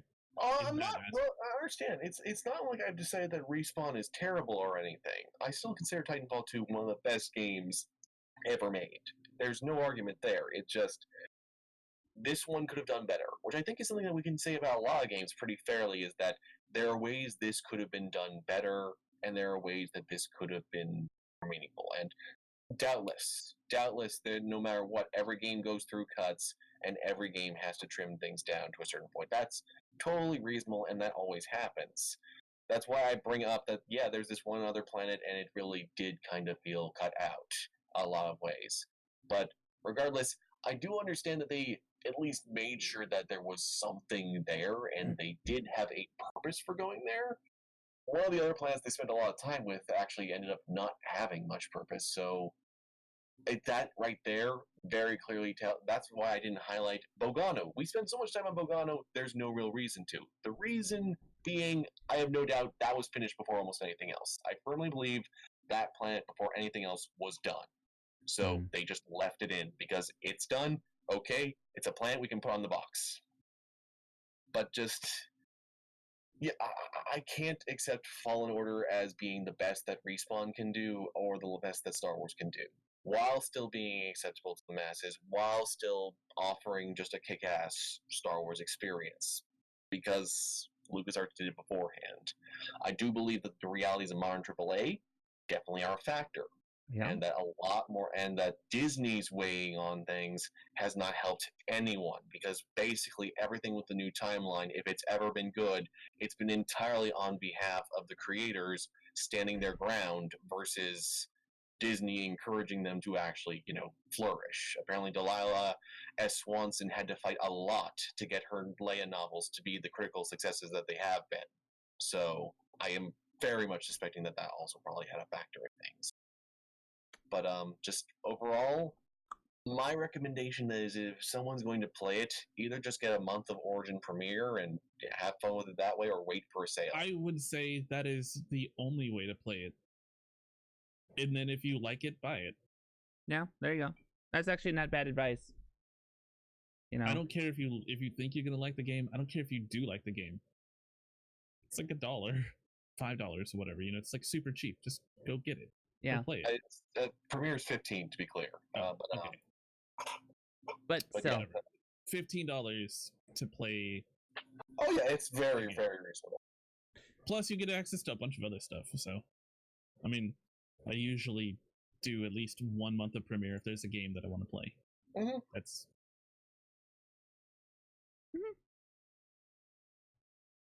Nice. Well, I'm afraid to ask if there's anything else you've been playing. Not much, really. That's the sad. I do have a story to share that's happy. I got to be part of a Secret Santa thing. Well, not Secret Santa, not so secret LeVar Burton. It's a long story. I'm part of a group that is all about discussing various games, and that it's on Facebook. It's for the first time ever I actually am using Facebook concurrently because of it. And the guy in charge was like, okay, everybody, you have a limit of $30. You have to actually get to know your person that you've been assigned instead of just magically sending them a gift. And hopefully you get some friends in the bargain. And it actually was really awesome. It's got everybody talking. And I got lucky. I got sent two things. I got sent Grizz and I'm trying to remember. Heat signatures from the same guy who did. Yeah, I've been really wanting to do heat signatures, so I signed up for that. And for mine, I got very lucky because it was still during the Steam sale at that point, and his two top wishlisted things were very cheap, and I was only at $16, so I had a bit more to work with up from there. So I managed to surprise him with 7 games. Nice. And to which his response was, Elijah bought me a cornucopia, because every single one was a different genre or something like that. And it's funny that you mentioned TIE Fighter, chat, because that was actually one of them. So, gotcha. Nice. I was about to say something. Yeah, you're probably also enjoying that all out of a brand new mug, right? That's It is just recently been washed. It has been that crazy here, but I will finally actually get to use it soon. I played a game, you guys. I played a game that I feel like neither of you have played. Okay. The Pokermans. Yes, Sword and Shield. Okay. Yeah, that came out. I have it, guys. I have it right here. Nice. I finally bought it. I played 5 minutes of it, put it down, got really busy. There was a fire, there was flooding, then there was snow, literally day back to back to back. Fire, rain and flooding, snow, and then cold. So I didn't really, for like a week, I didn't really have a lot of time because I was like, I gotta get ready to go. I have a backpack ready to get the hell out of my house. So I that seems like a good time to play the Switch, but I didn't play it because I was just like, I'm gonna zone out and play some Diablo 3. There you go. But so I've been playing it. I played about 6 hours or so. The thing is, like, my problem is that with Pokemon, I am not really invested in the story so much as I'm invested in getting all of the Pokemon through Surprise Trade, which used to be Wonder Trade, but they changed the name. Wonder Trade, for sure. Branding. Well, yeah. I like Surprise Trade. Like, oh, I was not expecting that. Thank you for this garbage level 1 Pokemon that you gave me that I just traded a Ditto for. Okay, so thank you. what about Dexit? Oh, like people freaking out about like the tiny Pokedex. I don't care. I'm one of those people that don't care. I'm not a hardcore Pokemon fan, so I don't care. But I enjoy the new Pokemon that they've added, and I enjoy I like the new starters, except for the grass one. That's not good. Okay. Sorry. No. But I like the wild area where you go out and it's just like wild Pokemon. There you see other players if you're connected to the internet, where you can trade each other. Everyone kind of is there. There's raids. I've yet to even do a raid, but it's an awesome, like, it's just so cool. You see all of your friends on your friends list. Mm-hmm. Like they kind of, you can see what they're doing. Like, so they give you a little camping gear thing, like, so you can put up a tent and like hang out with your Pokemon and play catch and stuff. And they added like a Zelda Breath of the Wild option where you can cook food with the berries and stuff that you get, and it gives you buffs, which is pretty cool. And of course, chat, if you're wondering, my number is of course 69 because I am a 15-year-old boy.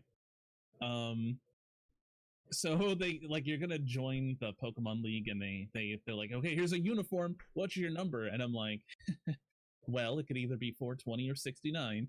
I'm gonna go with 69, just like everyone else. So I'm like that one person. I'd be like, oh, what would your jersey number be? And I'm like, I don't know, 36. If your number is not 69 or 420, how dare you? You are not meme-worthy material. Get out right now. But yeah, I really enjoy it. Like all the new mechanics, the graphics. I know some people were complaining about the graphics. I think it's beautiful. Mhm. I think they did a good job with it. I like it a lot. Okay. Like a lot. Okay. And I some played people until were... like the sun came up this morning, and I was like, I should probably sleep. I got Pokemon Shield, and I got Shield because I felt like most people would get Sword. Yeah. I want to say that's the case, but I still feel like most people have both. They spent the like $120 to get both, or maybe it's like 111 or something. I'm surprised that model works as well as it does. Oh yeah, for sure. Being a broadcaster though, it's great because I have friends who are like hardcore Pokemon nerds, and they will just give me whatever I want because they're like, I have to collect everything and I have to get a shiny of everything, and I'm like, is Saber gonna do shiny hunting then? I might do shiny hunting. This might be the first one that I do shiny hunting with. Okay. It gets a little addictive after a while. It that much. Okay. Yeah, of course. But my channel is very much like a conversation place anyway. No, in the way your content works on your channel, I think that shiny hunting might actually be something that works there, just because you do a lot of conversation and interacting. Yeah. So as long as you don't break your chain, depending on how shiny hunting works in this game, yeah, maybe it could work. It's chain. I've watched a few friends play it and do shiny hunting. Okay. So yeah, the new Pokemans, it's pretty good. I'm enjoying it a lot. Okay. Nice. I'm trying to think. I think there's like one more game, but I can't remember what, so it doesn't matter. Oh, fair enough. So here's what I think, guys. We've been live for an hour and a half. We made it through 2 introductions, and I think it's a good time to take a break. Are you sure you don't want to introduce yourself? Who are you? Who is Miss Michelle Jeans? Oh, for Christ's sakes, everyone. Yeah. We're going to go ahead and take that break, get up, move around, stretch, go to the bathroom. We'll finish up introductions when we get back and cover... There was news? I guess. Technically, there was news. I don't know. That's apparently a thing, I guess. So we do news here? I know, right? So go do that. We'll see you all in a bit. This music's actually really soothing. I just want to let it just keep playing. I'm not going to lie. It's just like, it's pretty nice. Yeah, it's like, this is good. This is calm. I like it. I like it a lot. It's good background music. I like background music.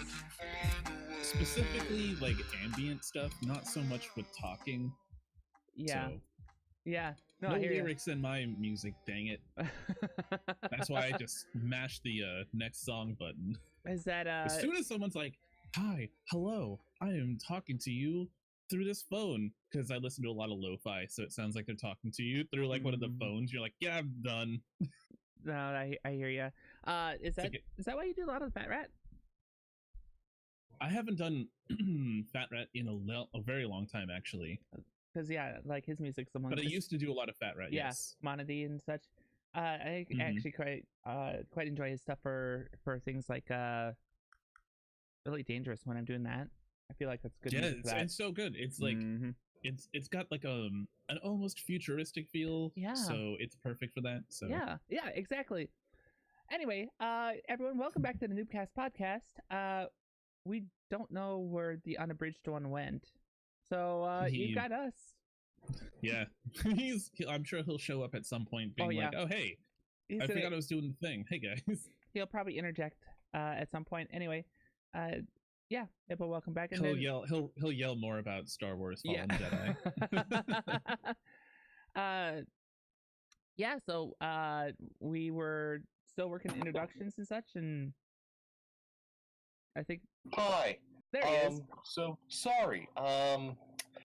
I had to go help Mom, and I need to head back to help her further. So are you jumping off the podcast? Stuff, so sorry. Just mute yourself, and we'll just chat for a bit, I suppose. All right, have fun. Yep. I don't think he knew we were live again. Oh well. It's not like he said anything bad. He wasn't like, my social security number is, it's okay. Right. Yeah, so it's funny because you guys were talking about a bunch of new games and stuff that you were playing. I've been playing a lot of games I've been playing before. I've gone back and revisited a couple.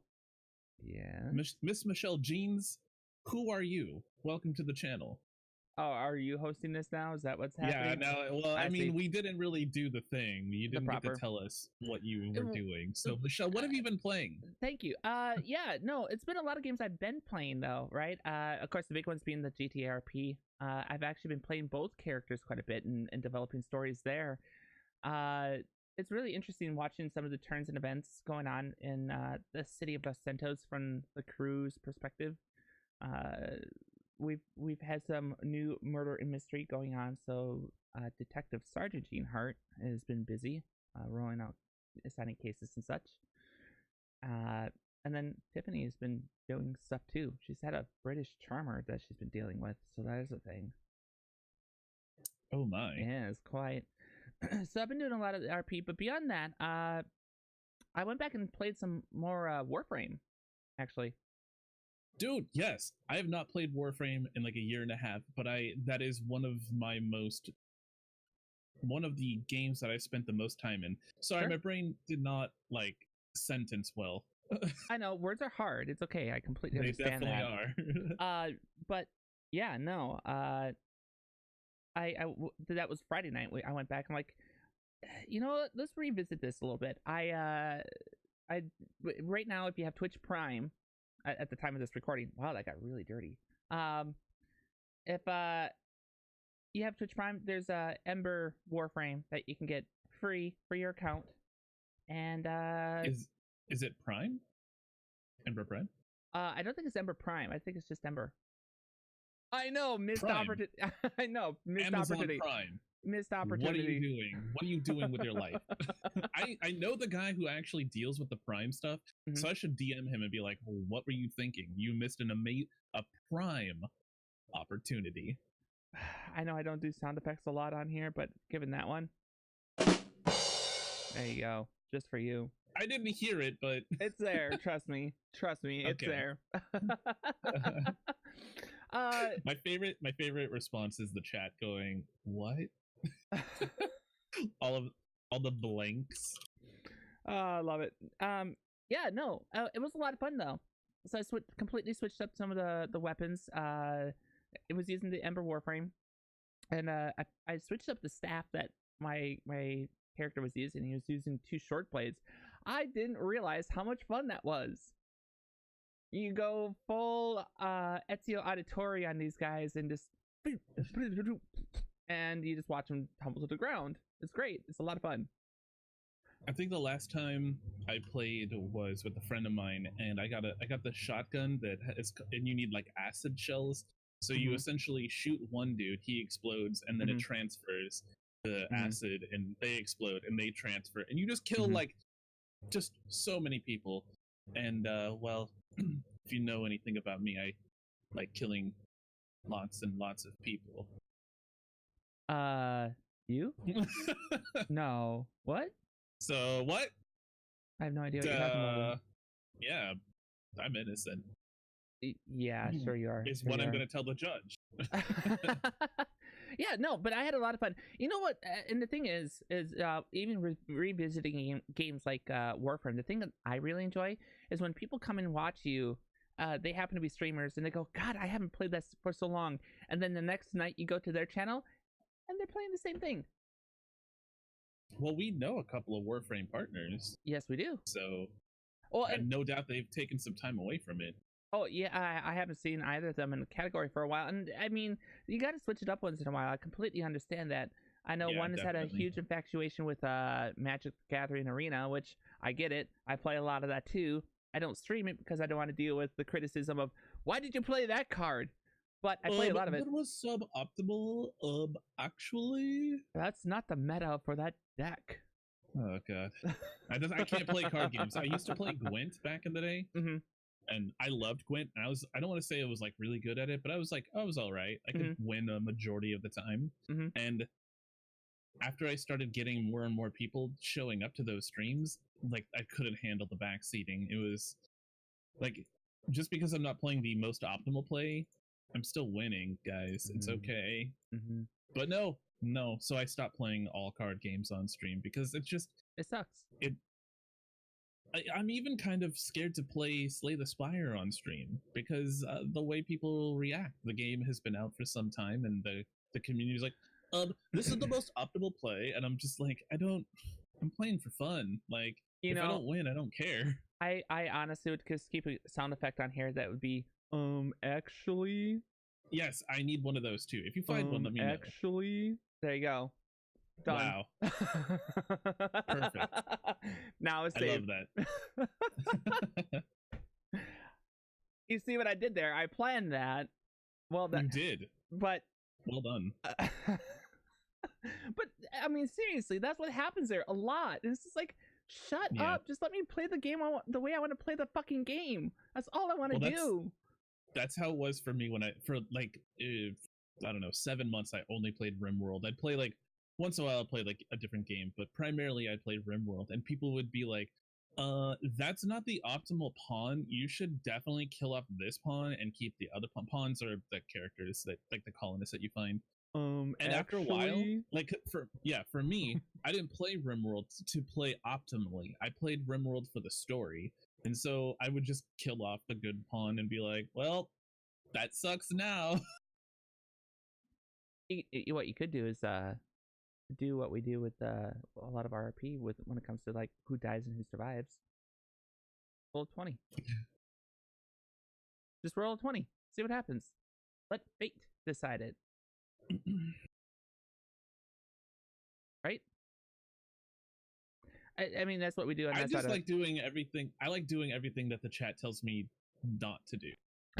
Hey Hippo, don't do this thing. Okay, I'm gonna do it then because you told me not to. Yep, that's fair. I can completely understand that particular aspect. Yep. Yeah. So like arena.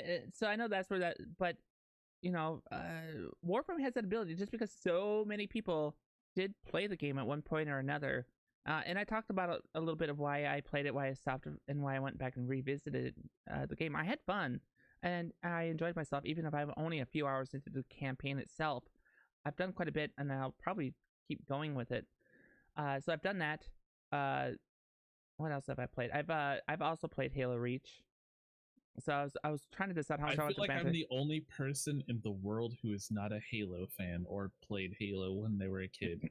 Well, I enjoyed a lot of it. I'm the only one. So here's the thing about Reach, though, is Reach was probably my least favorite of the Halo games prior to 5.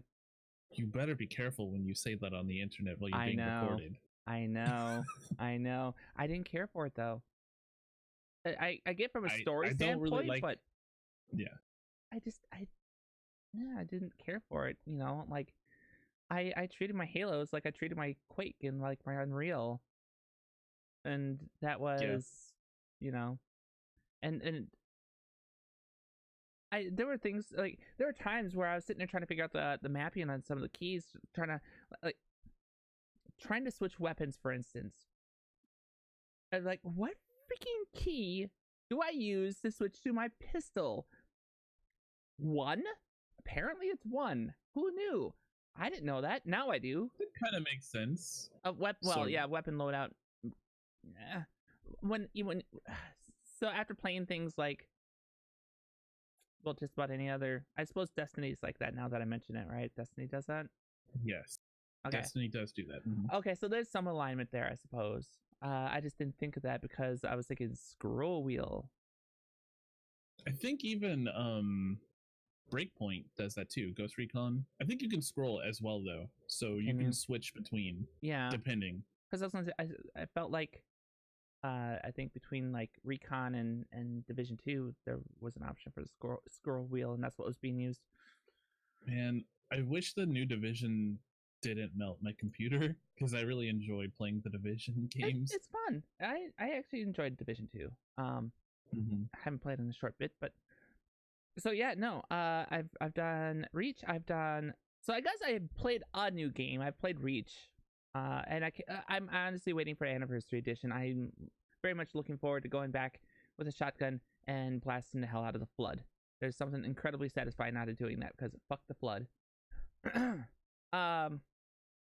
It just means absolutely nothing to you if you didn't play Halo, but anyone that's played Halo completely understands and sympathizes with that particular statement, I would imagine. Yeah, I'm kind of left in the dark with that one. Symbiotic and alien thing are just, it's a mess. It's a mess. Yep. Smile and nod. Words. Hippo, smile and nod. There you go. There you go. Very good. Mm-hmm. Yeah. I totally know what you're talking about. Yeah. Yeah. So, yeah, what else? So those are the big ones I've been playing. Of course, there's been VR with Synth Riders. I've been doing that, of course, getting my workouts in, and I've streamed some of them still. That's a thing. Yeah, Saturdays, right? Yep. Typically when I do it, it's Saturdays. The last couple is, the thing is Saturdays get caught up with other things too because of meetings, or like I make a appearance on a podcast. So I was like, well, I guess the Saturday's out again. Hopefully I get one in again soon. But those are Saturdays because I'm already doing the game. Why not stream it? You know? For sure. Yeah. Although I finally got the mods to work for. Actually, you know what? We're gonna save that one for last. We're gonna save that particular one for last. So I've been doing that. I did Pistol Whip. So just the typical VR games I was talking about. Part of the reason I've been doing that is Your Fit launched. And awesome. Yeah, the last episode when we had Cariz on, we talked about that, right? The app launched is a desktop app now, and it sits on top of everything else. It keeps track of all your movements. It counts your squats and everything else. Like, it counts all those movements. And even that's gamified, right? Because it puts your calories burned as a score, and that goes like up against other people using the app in their Discord, which is a neat little way to gamify it and push yourself a little bit more. I think. You know what I would like to see? Yeah. Since all of you guys know I'm a Fitbit gamer dad, or Simcopter calls me, I would like to see something like that, because recently I have since it's been the holidays, Black Friday and stuff, I have in my community people who bought Fitbits, and they're like adding each other and stuff. I would love to see some kind of connection with Discord and gamifying it. There's already like a thing in their app that kind of shows you where your friends are compared to you with steps, but it's only steps. Yeah. But I would like to see a lot more to it. I feel like Fitbit really works on steps more. They focus on steps more than anything. And in my opinion, like, Fitbit step counting is off, even with the dominant hand option on. It's either too high or too low. It's never like correct. I guess you're never going to get like an exact measurement unless you get like a pedometer on your foot. Right. But I mean, it feels like it's too much, because like any hand jiggle like this, my camera's I was gonna say, even as I'm sitting here talking to you like this, and the hand movements, like, it's probably counted some of those steps on my exactly Fitbit. Yeah. So I mean, yeah, that's absolutely a thing, and I think you see a little bit of that too in like the Your Fit app. But I like the idea of what you're going with this. Like, there's got to be an API that you can use to gamify that into other stuff, whether it's just an add-on or it's got to be a simple script. Well, relatively simple script. It depends on how intricate you make it. Share stuff. I mean, you can share stuff and you can like look on your phone. But I would like to have, because I'm always trying to get my community to get outside a little bit more than they would have. Go take an extra 5-minute walk, just a little bit more than you normally would. Sure. So I think that right now it's like not all of my mods, but like a majority of my mods and myself, we all are kind of like trying to, it's not a competition right now yet, but it could be a competition. I feel like you're dropping notes. That's a good way. I said I feel like you're dropping notes there. Yeah, I would love to do something like that. So I know that there are various other options to do, but I wish that it was Fitbit had an option to work with Discord or something like that. I wonder if there is an API for that. The things to ponder. Yeah. So I've been doing all that, and of course, the last one I've been playing and going back into because I could get the mods to work is Beat Saber. Beat Saber. Oh, hey, that brings us to our topic too. Uh-huh. You guys, it's our first topic. We are 2 hours into the stream, into the podcast, and we are talking about our first topic. News topic. Like that well segue? Done. Well, that's an amazing segue. Yeah. Well done. Just... No, seriously though, that was one of the big things that I wanted about Beat Saber was to be able to play the game and have the mods on, right? Because one of the things you can do with the mods is get customized maps with customized songs, so you're not stuck with just the OST. Mm-hmm. Well, in a recent turn of events, Oculus bought the developer of Beat Saber. And now the community is kind of a little torn on this situation. And I totally understand why. Yep. So this is kind of a shorter one, but we can talk to it at length as far as the mods are concerned. Like, mods is still going to be mod support. That's absolutely going to be there. That's been addressed, that there's still going to be mod support with some exceptions, and that's part of the thing, right? Additionally, there's going to be more resources available to the developers because they're essentially owned by Facebook.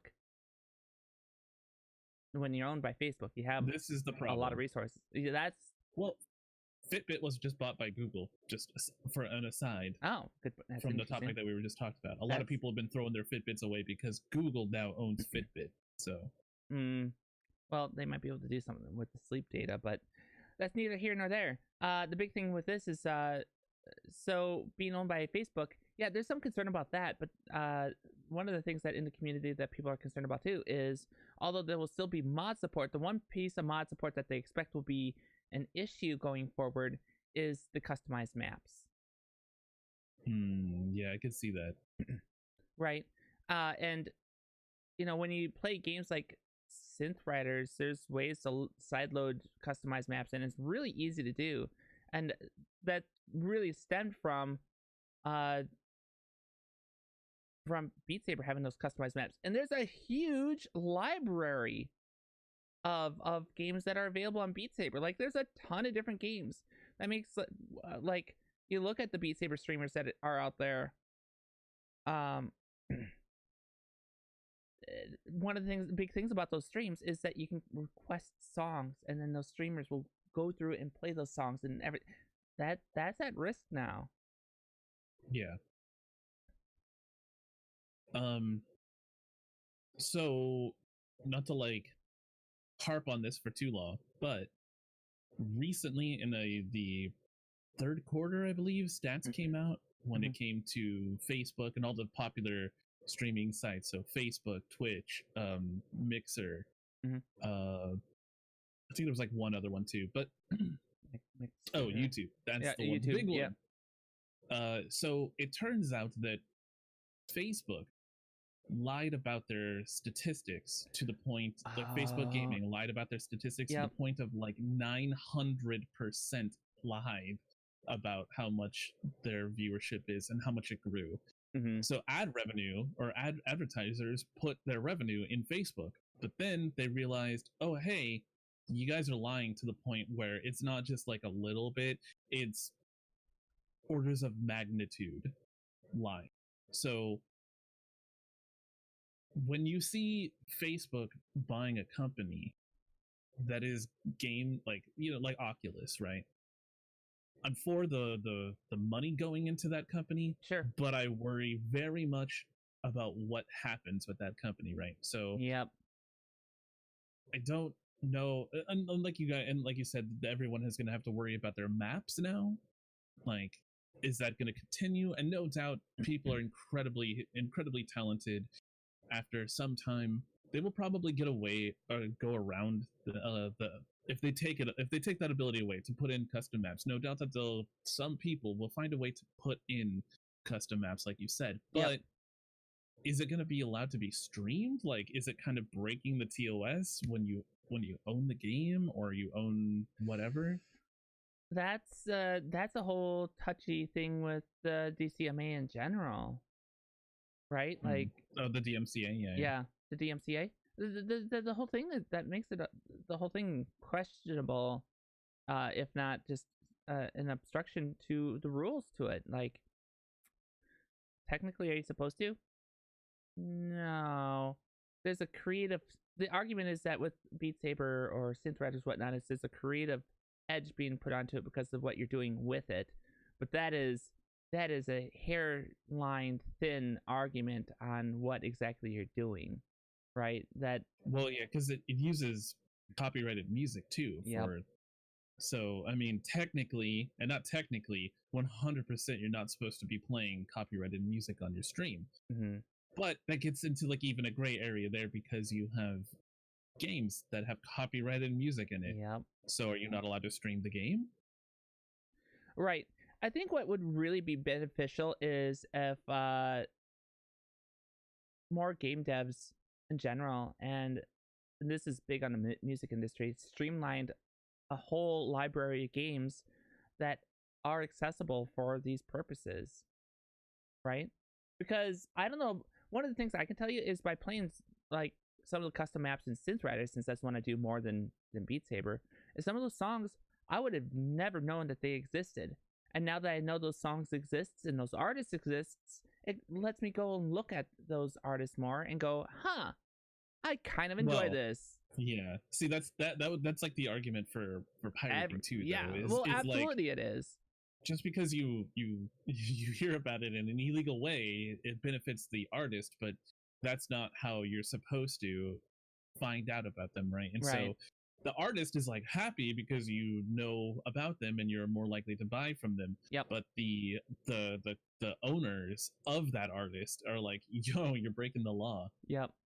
And that's that's going to be a constant argument forever, but yeah. Well, because we have antiquated laws, but Mm-hmm.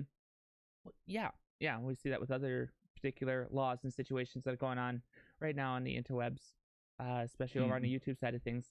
The folks over there I know are that's a whole. If you do YouTube, all the power to you. Yeah. I am so sorry. Thoughts and prayers. Yeah,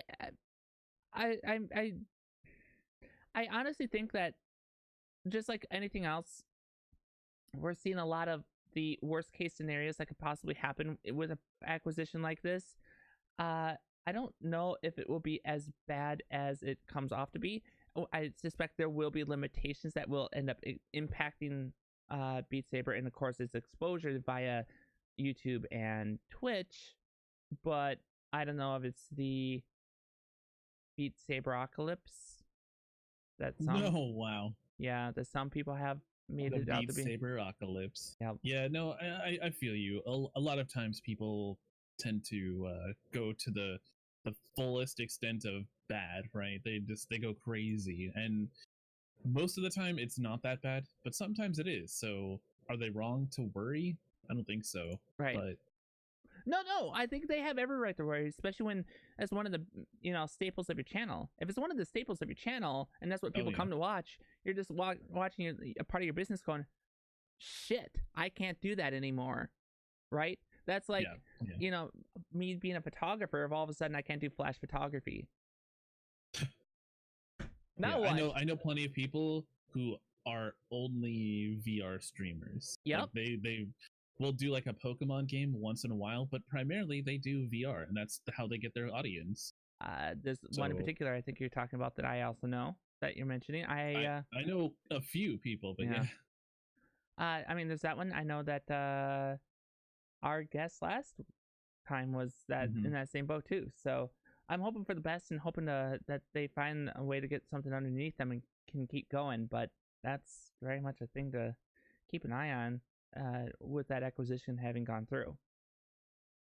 Yeah, I mean, I guess only time will tell, but maybe try not to panic too much. But if it is this is what we say as creators, like, don't have all of your eggs in one basket, right? Like I said before earlier in the podcast, Discord went down. Yep. How am I supposed to talk to people? I got Twitter and I have Instagram, but I don't have the following that I do in Discord. Sure. You know? Well, yeah, no. I mean, we could talk about streamer philosophy 101 with that. That's not this topic, or not this podcast. But yes, Right. Exactly. I mean, that's a whole nother discussion, but I think we're very much on the same page there. It's why I suddenly am not flying a ship every stream right now. So, you know. Yeah. So that was one of the bits of news. And of course the other one, you mentioned Path of Exiles before we went live. You're playing some Path of Exiles, right? So I haven't played in a while. It's been probably a year and a half. I can go look. So it's been a hot minute. September 21st, 2017. So it's been quite some time. Okay, it's been quite some time. It's been a hot minute. Got it. But I have played it. So 100 hours of it. So. Sure. So the other tidbit, and this is small. In fact, I'm just going to call it this quick. Wait, while we're doing it, is there's a Path of Exile 2 that was announced. I'm actually pretty excited about it. I think I liked Path of Exile, the first one, but it's way too intensive for the skill tree.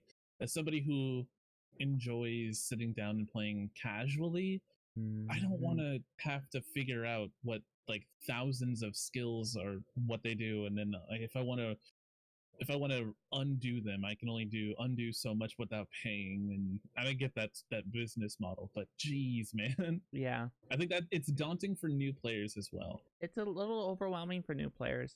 I know that the first time I touched it, it took a long time for me to go back. It made more sense after I went back and played some more of it, but it's still kind of that oof. For sure. Oof. Especially when you have even so. Especially when you have like Diablo and Torchlight, which has dumbed it down for players, you know. Yeah, I feel very spoiled with Diablo because that's my go-to like zen, not zen, but just kind of like zone out and listen to a podcast game. So, or like I want to go and like just chill out where I can just kind of do something in the background and like listen to something in the background. Yep. Torchlight is also very good as well. Yeah. It's a little bit more cartoony, a little bit older, not as polished, but still very, very good. I thought Torchlight was a lot of fun. It's got a little bit of that cartoony Unity feel about it, but I think it's still a solid game. Both of them are solid games. Oh, absolutely. Yeah. For sure. So that was the other tidbit. Other than that, guys, fun fact, when you get into the holiday season, after the last releases come out at the beginning of November, the gaming news industry fucking dies. There's nothing else going on. So, until like February or maybe even longer. It gets pretty dead. We scrounged the bottom of the barrel a bit trying to figure out and not just our podcast, all gaming news podcasts like this, we all go, what are we going to talk about, guys? I have no idea what we're going to talk about. But we do have one more thing to talk about tonight in regards to things to, especially since it was the holidays, like we mentioned. With the holidays, a lot of people travel, and there's with the consoles like the Switch now, there's multiple different ways to go about gaming while you're on the go. But what are some games or things to consider this year when going out traveling for the holidays? I think you had an idea on that, right? So I really don't play too many mobile games. So this is, you guys, this is for those of you who are not really interested in hanging out with your family, or if you are forced to hang out with your family and you got your phone, you're like, ugh, there's nothing happening on Twitter because everyone else is with their family. Nobody's live. So right? for your phone, I know Dizzy, another host of this podcast, he suggested Pixel Starships, which was a pretty great game for mobile. I did play it for a little while. I'm not like I said, I'm not a mobile gamer, so I don't really care about that stuff. Sure. But that was a pretty like fun game. So if you're looking for a game that you could play just for a little bit, like in between hanging out with like one group of your family, or there's like dinner's almost ready and you're like, I don't want to go over there yet, I'm waiting for people to get food, you can pick up Pixel Starships. Oh yes, that is a fun one. It's pretty good. Yeah, I was pleasantly surprised on how fun that one was. It's got a very FTL feel about it, don't you think? It does. Yeah, the combat is very much FTL.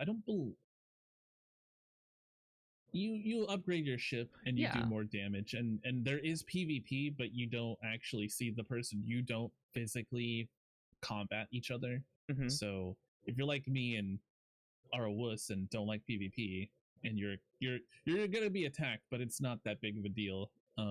That's a game that you can pick up and check out. And then I pretty much since I have a Switch, I kind of just looked at games that are for the Switch. I think that there was a game called, let me see if I can get a link to it. Oh no, I can't remember the name of it. My brain. Well, while you're talking about that, I mean, like, there's a lot of other stuff too. Like The Sims, I know has been moved over to mobile, so you have that. Nintendo's been importing a lot of their stuff with like Animal Crossing and Mario games. Mario Kart is on mobile now, and then there's, I mean, yeah, Mario Kart is okay, but it's more of like a multiplayer game, right? yeah, it is. Well, I mean, I've played it single player. I do have it, But yeah, as far as mobile platform, you know what? I'll be honest with you, it's not really anything new per se, but on mobile, while I'm sitting here trying to get things to go, I think Squeenix does a pretty good job of putting some of their library up on like App Store and Play Store. that kind of reminds me. Like Octopath Traveler is like a pretty Yes. decent game, but that's like a very in-depth game. Yep. But it's a I'm great an choice. idiot. It's called Bomber Crew, you guys. The game that I was thinking about. It's called Bomber Crew. It was ported to the Switch. I have a lot of hours in that game on the PC. Bomber Crew, let me get a link for you guys in chat. Bomber Crew is such a good game. You essentially just take care of a crew in a plane, and you level the plane up, and you level the characters up, and you give them better everything. Mm-hmm. Here you go, you guys. Bomber Crew is an amazing game. They ported it to the Switch. It's a little funky to get used to if you played on the PC and then you go to the Switch, but it's totally doable. It's a lot of fun. I'm gonna just always say to pick up that game if it's on sale, or if you have extra cash to pick it up. If you like management and like just chaotic games, that's one that you should definitely check out. It's so good. I think I've watched you play this before on your stream. Oh yes, I have. I absolutely have. It's so good. You get attached to your little dudes, and then they die, and you're like, my heart. No, they died in such a horrific way. This kind of goes back to a conversation that we've had before in this podcast too, about how there's a lot of games that end up on PC that also end up on mobile, and having that. And it's really great to be able to see that happen more and more with games too. Even games like, since you mentioned it earlier in the podcast, Stardew Valley is on mobile. Oh yeah, Stardew. Yeah. Get it. Although the new patch for Stardew is not out for consoles yet, so just know that if you do get it, you are not going to get the newest version of it. They are coming out with it. I think Concerned Ape said that he wanted to come out with the patch a month or less after the PC, and it's been 2 weeks now. Okay. Or a week. Okay. So just know that you're not going to get the newest version, but maybe he'll get it up before Christmas. I'm not sure. This is something that I'm very interested in. I'm curious. They ported Alien Isolation to the Switch. Really? That's an interesting one. So that's okay. If you're gonna play Alien Isolation on the Switch for the holidays, you better be like not hanging out with your parents or your family. You better be like, I have to go to someone's house and I have to stay there overnight, and you don't want to go to sleep yet, but you are laying down or something. Alien Isolation is definitely one of those games where you can't really look away from it. You really have to. I mean, you can pause it, of course. But this goes back to the whole third-party development on Nintendo platforms again, and they're actually seeing that support. So, yes, please, that's great. Although I agree with you that it's an interesting choice for the Switch, just because you have to have that type of experience. Otherwise, I mean, are you going to have that same, like, oh my god, scared moment with it? Yeah, probably not. I did find out that they ported The Witcher, The Wild Hunt, The Witcher 3. Yep. Which is awesome. I don't know how it plays. I don't know if it's like laggy or anything. But that's a great game too. I'm just kind of looking at what do I have loaded on my phone right now for games. There's a lot of Final Fantasy games. I don't think I have any games on my phone. Yeah, Final Fantasy. Like I said, I'm not really a mobile gamer. I have a Robot Unicorn Attack, which that's. But I mean, it's just a few games. Honestly, the one I'm surprised is not on here. It's Arena, MTG Arena. I feel like that would be a great game to have on mobile. And well, they do have Hearthstone mobile, don't they? yes, and I was about to say, following up on that, Hearthstone. If you're playing card games, that would be a fantastic option for you on mobile because it plays arguably better. Yeah. Oh yeah, there you go. Pokemon Go. Pokemon Go fans, Pokemon Go. I have not played Pokemon Go in a very long time, but it's still on my phone. I changed phones and it's still there. I don't know how, but it's there. Yeah. Let's see, top trending games. Everything else, like I said, Mario Kart's here. Minecraft, of course, is still top of the list. We saw it in chat earlier. Plague Inc. is a fun one. That one's on both PC and on mobile. That's always it's a fun one. It only lasts for like 15 minutes, so they're shorter games, and it works out pretty well. So that's fun, and of course, it looks like Dragon Quest 2 is now out on mobile now. Yeah. I picked up Dragon Quest Builders 2 on the Switch, and then I bought it on the I bought it on the PlayStation. Then I picked it up on the Switch, and then everyone stopped playing, so I couldn't play with people. Gotcha. So I was like, oh, okay, well, there's $50 that I didn't need to spend. Boo. Yeah, that's what I'm seeing on there. Otherwise, it's just other stuff. You want another interesting Switch game? Dark Souls. They put Dark Souls on the Switch. Well, so if you would like to rage and throw your console across the room, get Dark Souls. Oh Lord, right?